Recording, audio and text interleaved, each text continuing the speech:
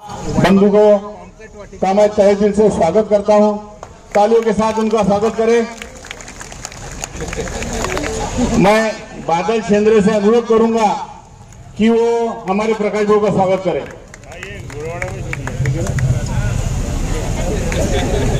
बादल शेंद्रे जी हमारे प्रकाश बाबू का स्वागत करेंगे। देश को कैसे उन्नति की ओर लेके जाए, देश को कैसे हम विकास की ओर लेके जाए, और इसीलिए आज जो इंडिया आघाड़ी ने आपको समर्थन दिया है, हम उसके साथ में हैं। और भी हमारे नेतागण माननीय यहाँ पे है, मैं ज्यादा नहीं बोलूंगी। आपको क्या हो रहा है देश में ये हम देख ही रहे हैं, और बस देश हित के लिए जन जन तक जाइए, और जो घमंडिया सरकार जो सत्ता पे बैठी है उसको आप कैसे जमीन पे लेके आए ये प्रण कीजिए, अपनी आत्मा से पूछिए, और उसके लिए 19 तारीख को जाइए, अप्रैल 19 को। और इंडिया आघाड़ी के जो भी कैंडिडेट है हमारे यहाँ लोकसभा में नागपुर से माननीय विकास ठाकरे जी है, आप इनको वोट दीजिए, ऐसा हमारा अपील है। और आपसे हाथ जोड़ के दरख्वास्त है कि इंडिया आघाड़ी के साथ रहिए। महिला वर्ग, आप नारी शक्ति है, सबसे ज्यादा आप बिजी होते हैं हमें पता है, फिर भी आप वोट करने जाएंगे। जोर से बोलिए, नारी शक्ति, नारी शक्ति। बहुत बहुत धन्यवाद आयोजकों ने हमको यहाँ हमारे भावनाओं को व्यक्त करने के लिए दो शब्द। भैया तूने चुनाव के पहले मेरे को मदद की, अब मेरी बारी है, तूने मेरे को प्रधानमंत्री बनाया, अब मैं पूरा देश तेरे हवाले करता हूँ। इसलिए आप देख लो, एयरपोर्ट, पोर्ट्स, कोयला, डिफेंस, जो क्षेत्र में देखो वो क्षेत्र उसने अडानी के हवाले कर दिया। दोस्तों, अमीर आज और अमीर होते जा रहे, और गरीब उसकी जो इनकम है उसकी आयु नहीं बढ़ रही। दोस्तों, मैं यहां पर केवल बीजेपी के गलतियां सुनाने नहीं आया हूं। दोस्तों, मैं कांग्रेस पार्टी से आता हूं। हमारे विकास भाऊ, हमारे मुत्तमवार साहब, हमने हमेशा डेवलपमेंट की बात की है, हमने हमेशा कुछ लोगों को देने की बात की है। अरे हमारा तो नारा ही है कि कांग्रेस का हाथ आम आदमी के साथ, इसलिए हमारा गारंटी कार्ड है, हम लोगों को देने की बात करते हैं। हमारी विचारधारा यह है कि कांग्रेस की जो देश की तिजोरी होती है ना, उस पर सबसे पहला अधिकार जो सबसे गरीब है, जो सबसे वंचित है, जो सबसे दुखी है, उसका अधिकार सबसे पहले देश की तिजोरी पे होता है। ये हमारी विचारधारा है। इसीलिए हमारी जो गारंटी कार्ड है उसके बारे में मैं आपको कुछ बताना चाहता हूं। कंपनी में उसको नौकरी पे सीखने के लिए लगाया जाएगा, उसका पगार कौन देगा? वो कंपनी नहीं, सरकार पगार देगी। वो भी कितना? 1 लाख रुपए युवाओं को देने का हमारी गारंटी। आज महिला यहां पर बैठी है, उनको 50% सरकारी नौकरियों में काम करने की गारंटी हम लोग दे रहे हैं। दोस्तों, महिलाओं के लिए।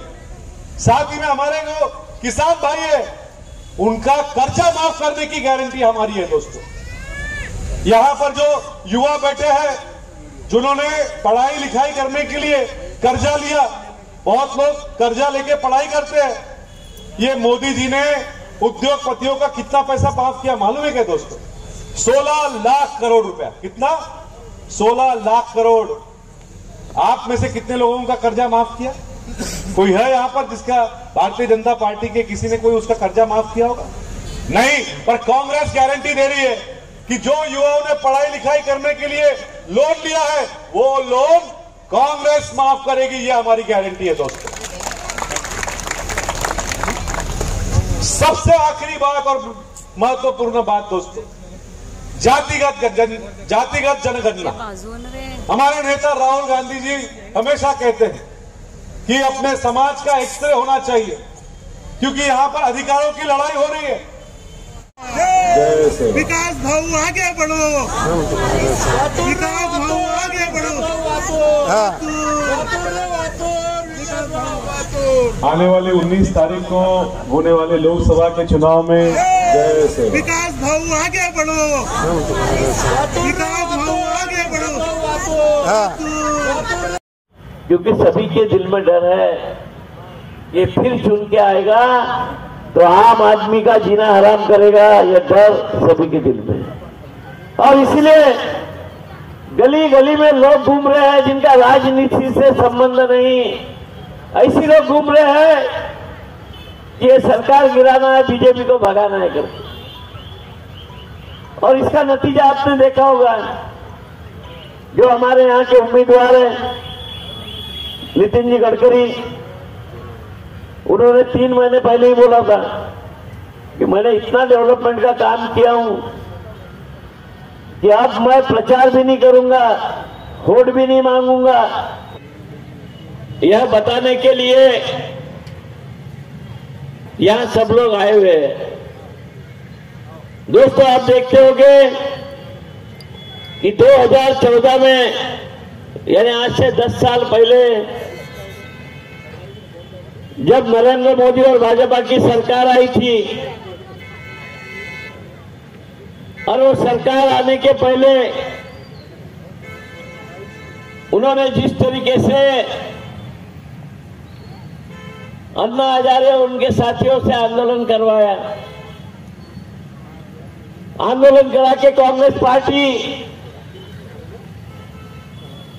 ये भ्रष्टाचारी पार्टी है करके बोलने का काम किया, वो भ्रष्टाचार सिद्ध नहीं हुआ आखिरी में, और लोगों को, जनता को गुमराह किया।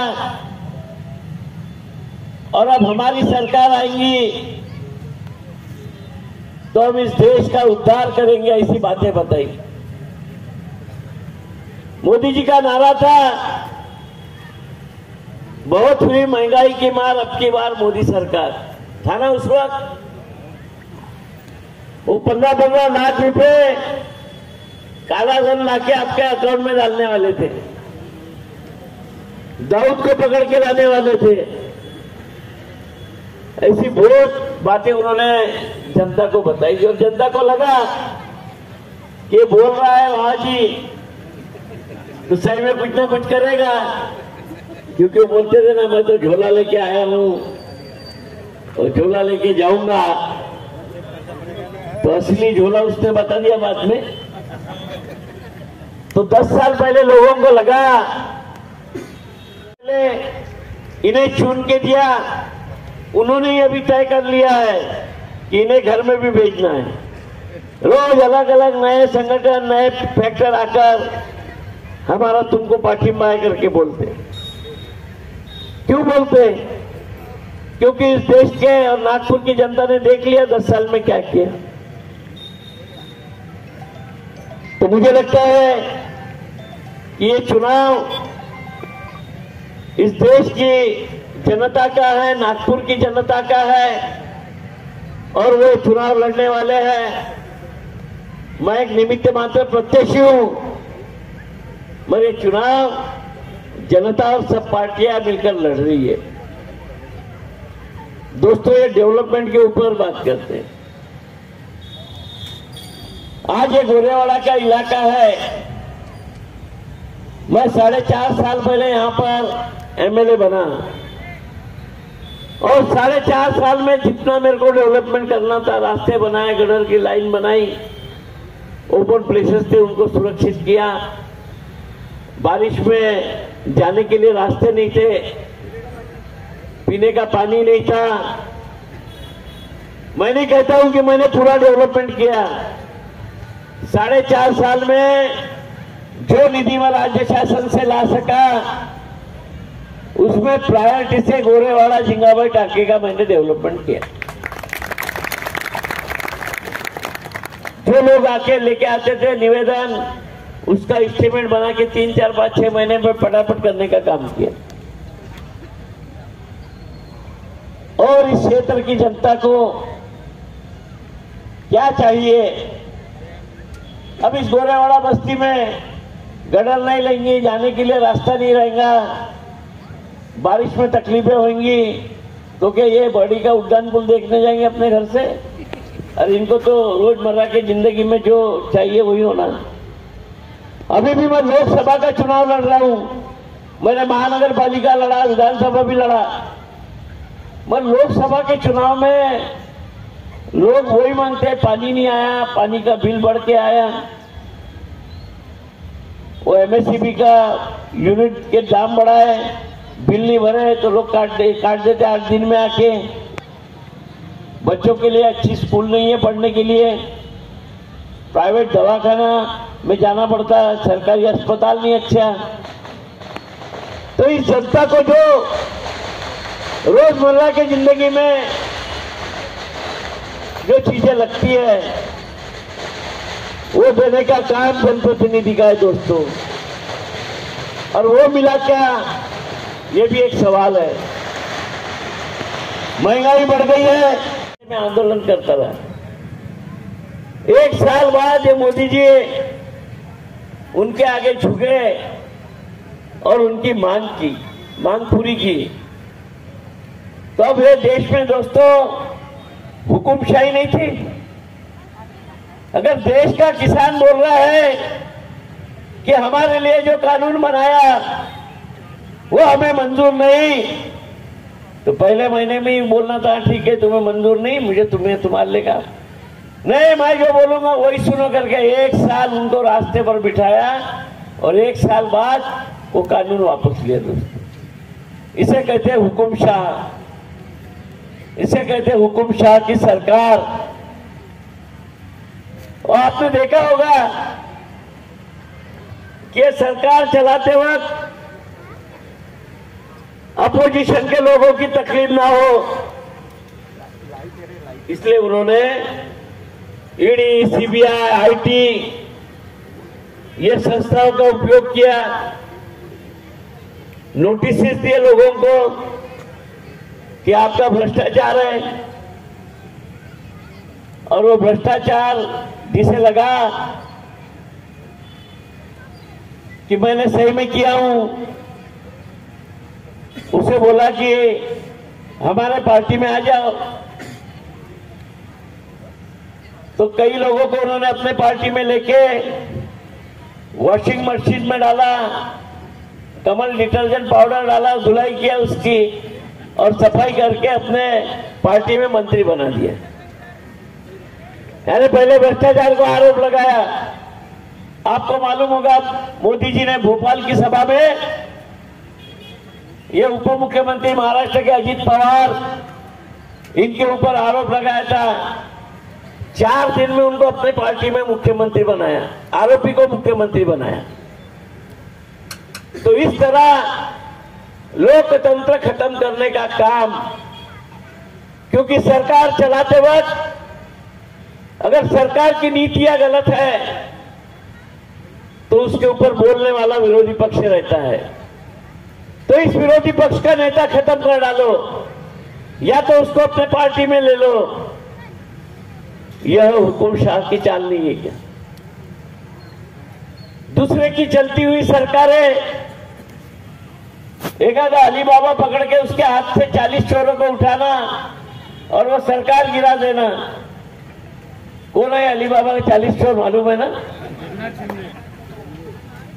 तो इस तरह के काम लोकशाही में, लोकतंत्र में नहीं है।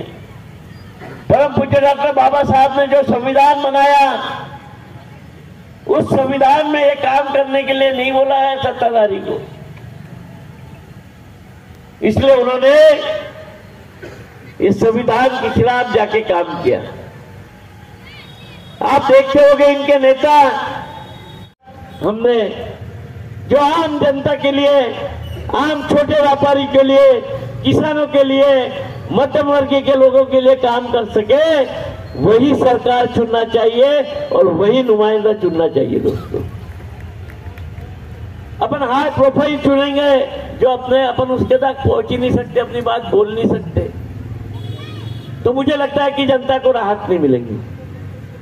जनता ये अपने नुमाइंदे से, अपने चुन कर दिए हुए प्रतिनिधि से डरने को नहीं होना।